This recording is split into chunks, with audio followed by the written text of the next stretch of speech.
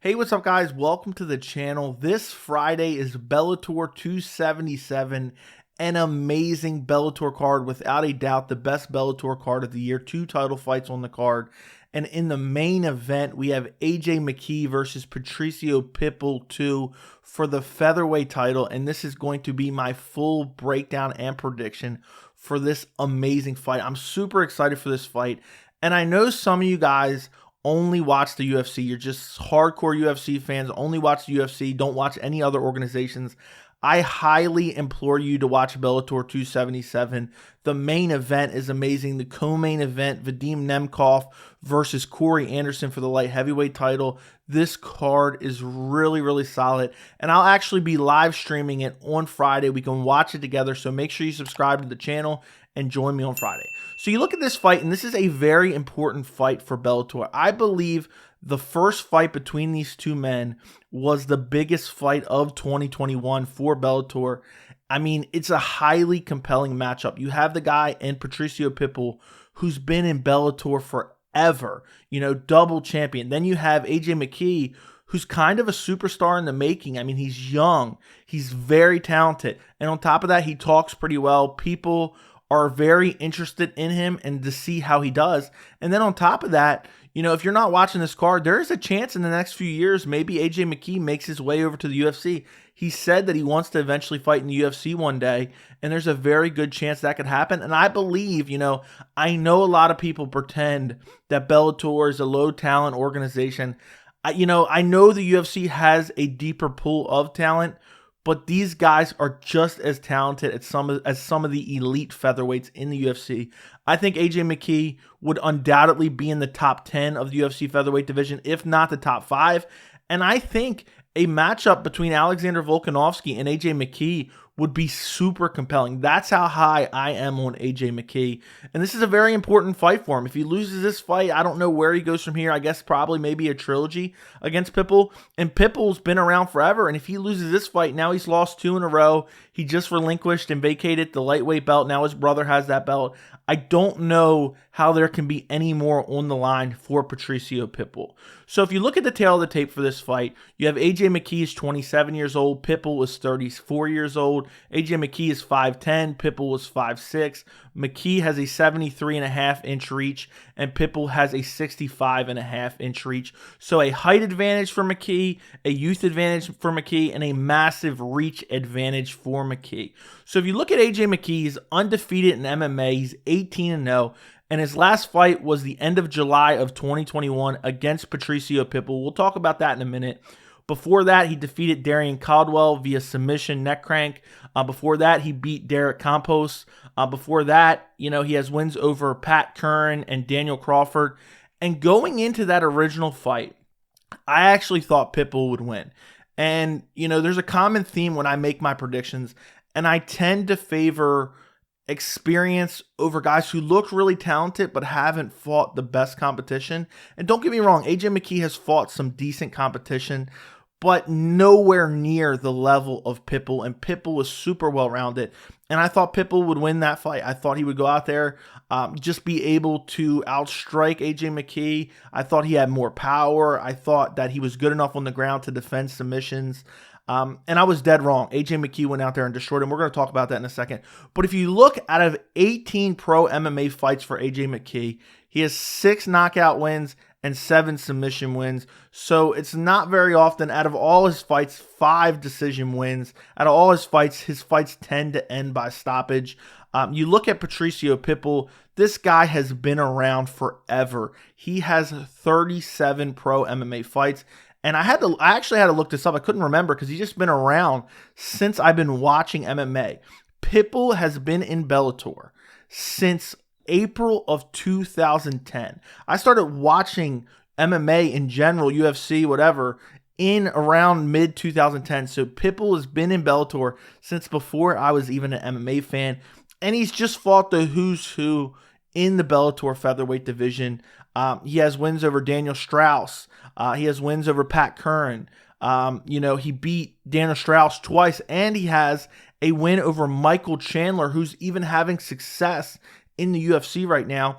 And he fought Michael Chandler not that long ago, May of 2019, And not only did he beat him, he brutally KO'd him in the first round. And this was for the lightweight title. He had moved up a weight class, and he became double champ against Michael Chandler.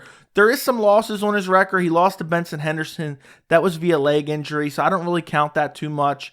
He has a unanimous decision loss back in 2015 against Daniel Strauss. That was so long ago. How much can you really take that into account? And he's just been so good. And he's been in Bellator just winning consistently for so many years. It's just insane. He only has 5 losses in his pro MMA career. And, he hadn't lost since 2016. And that was that kind of little bit fluky against Benson Henderson. Hurt his leg checking a kick. And he hadn't lost since 2016 against Benson up until he ran into AJ McKee last year. And so his most recent loss, if you kind of ignore that Benson Henderson loss, was against Daniel Strauss back in November of 2015. So it's just crazy how long Pitbull's been around and the sustained dominance that he's been able to achieve in Bellator.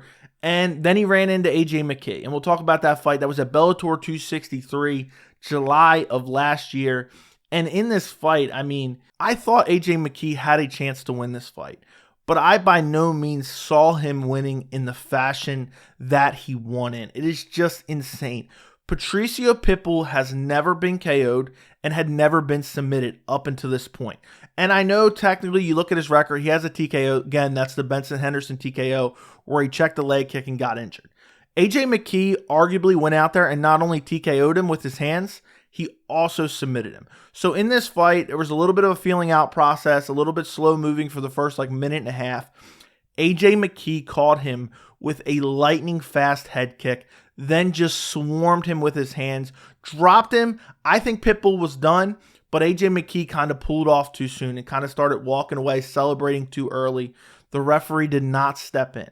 So then when he realized it, he immediately went back on the attack. Pitbull stood up and he immediately went for a guillotine. And I believe there's a little bit of controversy around this. I believe that Pitbull was out and he just woke back up. The referee stepped in. He checked his arm. He stepped in. But it's very quickly, that you can wake back up from a choke like that. I believe that he was choked out. So in one fight, because easily the original head kick to, combinations against the cage, AJ McKee could have easily TKO'd him there. And in one fight, he TKOs him, but he walks off a little bit prematurely, and then he comes back and gets the submission, which was just incredible to do against a guy, such a veteran, and Patricio Pitbull was just incredible. And I think his name blew up quite a bit after this fight. A lot of people, especially hardcore MMA fans, started to take notice of AJ McKee. He's young, he has a very good skill set, and now he beat a legitimate guy in Patricio Pitbull, and that's obviously his best win on his entire resume. So going into this fight, you have to look at the first fight. It was the most recent fight between the two guys, and you have to look at that fight when making a prediction for this fight. And for me, I think AJ McKee gets it done again. And I think in this fight, I think it's going to take a little bit longer. I think Pitbull is going to be a little bit more cautious now that he's tasted the power of AJ McKee. But I think AJ McKee is going to TKO him in the second round. I just think AJ McKee has too many things going for him. He has the height advantage. He has a massive reach advantage. I think, he has decent power. I don't know if he has the power advantage because Pitbull has a nasty power as well. He has the speed advantage. There's just too many advantages for AJ McKee for me to see him losing this fight. Now, obviously, he could get clipped, but it's going to be very hard for Pitbull to get in on the inside and land on McKee with that massive reach advantage. And I don't see, Pitbull's not a guy that's going to go out there and look to grapple you, nonstop to win a fight. And even if he did, I think AJ McKee has decent wrestling ability to be able to get up off his back. Also, he's a very good submission threat as well. So he could submit Pitbull potentially. And I just don't see how an aging Pitbull is able to get this fight done against AJ McKee. And honestly, I thought this fight would be taking place at lightweight because when Pitbull lost his featherweight title to AJ McKee, he was the lightweight champion. And if I was AJ McKee, I would have said, you know what, let's rematch it, but I'm moving up to lightweight and I'm taking your lightweight belt as well. Well, Pitbull relinquished, vacated his belt, whatever you want to call it, and his brother is now the champion. So if AJ McKee can go out there and beat Patricio Pitbull, we could see a scenario where it sets up a pretty big fight between AJ McKee and Pitbull's brother, with Patricio Pitbull, which would be insane, which would be an insane storyline. He beats his brother twice, then moves up. Now he's fighting you for your lightweight title. And honestly, I would favor AJ McKee over both the Pitbull brothers at this point. I just think he's so good. He has very good striking. He's so fast, has good power. There's really nothing not to like. I'm a little bit curious about his cardio. I don't believe he's ever gone 5 rounds. But we'll see about the cardio as he continues to progress through his MMA career. But I'm super excited for this fight, and I think AJ McKee can easily become the face of Bellator.